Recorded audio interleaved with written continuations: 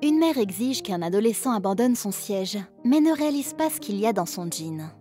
Salut à tous et bienvenue sur AZ237. Thomas venait de terminer une journée de travail fastidieuse de 10 heures chez Walgreens à Fort Worth, au Texas. Il était fatigué, mais il lui restait une tâche à accomplir, celle de rentrer chez lui. Alors qu'il commençait son trajet jusqu'à la station de bus, son corps a simplement suivi le chemin comme une machine programmée. Il prenait le même chemin pour aller et revenir de la station de bus depuis si longtemps que son corps pouvait les conduire sans utiliser la moindre énergie cérébrale. Regardons son histoire. Mais avant de commencer, voici la question du jour. J'ai 4 frères, et chacun de mes frères a 4 frères. Combien sommes-nous? Donnez-nous votre réponse dans les commentaires. La réponse exacte vous sera donnée à la fin de la vidéo. N'hésitez pas à liker la vidéo pour nous encourager, et si vous êtes nouveau sur la chaîne, abonnez-vous et activez la cloche de notification pour ne manquer aucune de nos prochaines vidéos. Il arrive à la station de bus et, comme d'habitude, trouve le bus menant à la maison garé et attendant des navetteurs comme lui. Malgré ses yeux lourds, il réussit à afficher un sourire lorsqu'il rencontre le chauffeur. Le chauffeur lui sourit en retour et lui donne une tape dans le dos, montrant ainsi à quel point il était proche de lui. Lorsqu'il est entré dans le bus, il s'est mis à taper dans les mains des autres sans même ouvrir les yeux. Il connaissait tous ceux qui seraient dans le wagon à ce moment précis, car il voyageait avec eux depuis plus d'1 an. Quand il est arrivé à son endroit préféré, quelque chose a attiré son attention. Il a remarqué un jeune garçon qu'il n'avait jamais vu dans le bus ce soir-là. Le garçon était assis tout seul dans la section réservée aux personnes handicapées, aux femmes enceintes, aux personnes âgées et aux mères avec 2 enfants ou plus. Thomas ne savait pas si le garçon ignorait l'endroit où il était assis, ou s'il s'agissait en fait d'une personne handicapée. Mais alors, il ressemblait à n'importe quel autre enfant normal. Qu'avant qu'il ait pu décider de ce qu'il devait faire, il s'était endormi rapidement. Quelques minutes plus tard, une mère et ses 2 jeunes enfants ont rejoint le bus. Et alors qu'il se dirigeait vers la section réservée, la femme a soudainement froncé les sourcils à la vue du jeune garçon. Elle lui a donné une tape sur l'épaule et lui a jeté un regard sévère, s'attendant à ce qu'il lise l'humeur qu'elle portait sur son visage et quitte la section. Mais le garçon l'a regardé sans réfléchir, puis a reporté son regard sur son téléphone comme il le faisait auparavant, ce qui n'a fait qu'accroître la colère de la femme à son égard. Thomas, dont le sommeil avait été gâché par les 2 enfants de la femme, était devenu attentif à ce qui se développait entre la femme et le jeune garçon. Il a essayé d'intervenir en demandant au garçon de le rejoindre sur son siège, mais avant qu'il ne se lève, la femme a commencé à crier sur le garçon. « Tu aurais dû me proposer le siège dès que tu m'as vu monter dans le bus. Qu'est-ce qui ne va pas chez toi? Tu es handicapée ou tu es une femme enceinte ?» Elle savait qu'en faisant appel au sens des autres passagers, elle pourrait donner une leçon au jeune garçon. Au son de son cri, les yeux de tous se sont fixés sur le jeune garçon. Certains passagers ont commencé à lui faire honte parce qu'il n'avait pas les bonnes manières de céder sa place à la mère de 2 enfants. Le chauffeur du bus est assis sur son siège et a indiqué que le bus allait partir dans peu de temps. Mais en vérifiant les passagers à travers le rétroviseur avant, il s'est rendu compte qu'il y avait une femme debout et que la plupart des passagers des sièges avant regardaient dans sa direction. Il s'est demandé quel pouvait être le problème. Il s'est donc levé de son siège pour aller voir ce qui se passait. Mais dès qu'il est sorti, il a vu un écolier qui était harcelé par ses camarades et a décidé d'aller le voir en premier. Pendant ce temps, le jeune garçon continue à subir des humiliations et des insultes de la part de certains passagers, au point qu'une goutte de larme a coulé de ses yeux. Thomas eut pitié du jeune garçon et ressentit mystérieusement l'envie de prendre sa défense. Le garçon leva la tête et regarda les spectateurs. Certains secouaient la tête en signe de déception devant son comportement irrespectueux, tandis que d'autres, comme Thomas, étaient curieux de savoir s'il allait succomber à la pression ou rester inflexible. Convaincue d'avoir réussi à gagner le siège, elle sourit et fixa le jeune garçon d'un air sérieux, comme si elle attendait des excuses de sa part. Mais lorsque le jeune garçon essaya de se lever de son siège, tout le monde remarqua qu'il le faisait d'une manière pas si normale que ça. Il déplaça son pied droit avec ses bras pour éviter de donner un coup de pied au bagage de la femme, qu'elle avait placé au milieu du chemin, et attrapa l'appui-tête du siège devant lui pour l'aider à se lever. C'est alors qu'un passager lui demanda s'il avait un problème avec sa jambe. Pendant un moment, tout le monde resta silencieux.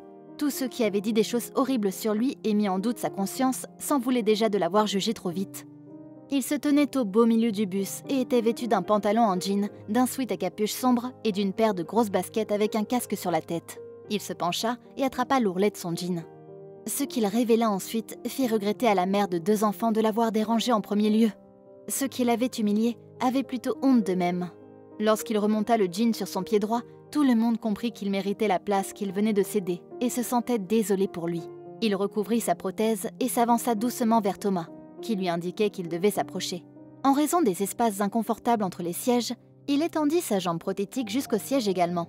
Thomas se sentait également très désolé de la façon dont le jeune garçon était traité, mais il était surtout étonné de voir à quel point il était détendu pendant tout ce temps. Alors qu'ils commençaient à bien s'entendre, Thomas révéla au jeune garçon qu'il connaissait un parent proche qui portait une prothèse de jambe après avoir survécu à un accident de voiture, mais qui avait ensuite participé aux Jeux Olympiques et remporté des médailles d'or pour son pays. Il lui promit de les faire se rencontrer, et ils ont échangé leurs coordonnées. Le jeune garçon était enthousiaste par ce qu'il avait entendu. Depuis longtemps, il attendait avec impatience d'avoir pour ami quelqu'un qui soit comme lui, car il pensait que seule une personne partageant ses douleurs pouvait le comprendre. Voici une autre vidéo. Une mère qui a admis avoir emmené sa fille en Ukraine contre une décision de justice s'est vue épargner la prison afin de pouvoir se rendre dans le pays déchiré par la guerre pour la sauver du conflit. Olga Komenko, une mère de 37 ans, a été accusée et détenue par décision de justice pour avoir enlevé sa fille lorsqu'elle a fui un mariage prétendument abusif pour se rendre en Ukraine en 2017. La semaine dernière cependant, le tribunal lui a accordé 72 heures de liberté sous caution pour se rendre en Ukraine, mais elle n'est allée que jusqu'à la frontière polonaise avant de devoir faire demi-tour pour respecter le délai imparti. Et elle voulait absolument être condamnée rapidement dans l'espoir de récupérer son passeport pour faire une nouvelle tentative. Son ex-mari violent a porté plainte contre elle lorsqu'elle a emmené sa fille, qui était sous la garde de son père en Ukraine en 2017, après avoir fui ce qu'elle prétendait être un mariage abusif avec lui. Le tribunal a appris qu'après s'être installée en Ukraine avec sa fille, elle a finalement été extradée vers le Royaume-Uni en 2020, après avoir été arrêtée l'année précédente à Paris, en vertu d'un mandat d'arrêt européen, et attend depuis lors son procès. Le tribunal a également entendu comment elle a divorcé de son mari en 2015 après un mariage prétendument abusif, qui l'a amenée à séjourner dans des foyers pour femmes à plusieurs reprises. Selon Komenko, sa fille vivait actuellement dans la capitale ukrainienne avec sa grand-mère. Et elles étaient toutes deux sous la menace constante des bombardements, car elles pouvaient entendre les bombes pleuvoir presque tous les jours. Elles avaient tenté de s'échapper de la ville en train, mais leur tentative avait échoué lorsque la gare a été bombardée et qu'elles avaient été refoulées par les soldats ukrainiens. Le vendredi 4 mars, à la cour d'assises de Saint-Alban, elle a plaidé coupable d'enlèvement d'enfants et risquait de passer 5 ans derrière les barreaux. Elle a été condamnée à 2 ans de prison avec sursis. Komenko, qui se tenait dans le box des accusés vêtu d'un pull à col roulé blanc et d'un jean bleu, a pleuré lorsque la sentence a été prononcée, après avoir eu la possibilité d'être entendue. Juste après, son avocat, Stephen Velokussi, a plaidé auprès du juge pour qu'il prononce une peine avec sursis. Il a fait valoir que l'accusée était la meilleure chance pour sa fille d'échapper à la zone de guerre, et que si elle n'y parvenait pas, elle risquait soit de mourir des explosions continues de l'invasion russe, soit de ne plus jamais se revoir. Mais le juge Michael Kay n'a pas été convaincu par cet argument. Il a contré l'argument et a clairement indiqué qu'il n'y avait jamais eu d'affaire de détermination de la peine dans lequel la question de sauver un enfant dans un pays étranger avait été un facteur, et qu'il serait perplexe si une telle décision avait jamais été prise dans une cour de la couronne. Selon le juge, c'est par simple humanité qu'il a décidé d'épargner à Olga Komenko une peine de prison, afin qu'elle puisse chercher sa fille dans la région de Kiev, au milieu d'un barrage de bombardements russes. Après avoir prononcé la sentence, le juge a également souhaité publiquement à Olga Komenko de réussir dans sa quête de retrouver sa fille. Il a exprimé sa compréhension des préoccupations exprimées par l'accusation, réaffirmant que la simple humanité l'informe que la seule peine appropriée est une peine de 2 ans d'emprisonnement avec un sursis de 2 ans. Il a également ordonné la remise immédiate de son passeport, qui est actuellement détenu par les autorités à l'aéroport de Gatwick, afin qu'elle puisse voyager à l'étranger. Madame Komenko a quitté le tribunal avec une valise et l'intention de se rendre directement à la frontière polonaise pour tenter de récupérer sa fille. Quelle est votre opinion au sujet de cette histoire? Dites-le nous dans les commentaires. Et maintenant, la réponse à la question du jour. Nous sommes 5. Bravo à tous ceux qui ont trouvé la bonne réponse. Nous voici arrivés au terme de cette vidéo. Merci de l'avoir regardée jusqu'à la fin. Surtout, n'oubliez pas de la liker et de la partager autour de vous. À très bientôt sur AZ237.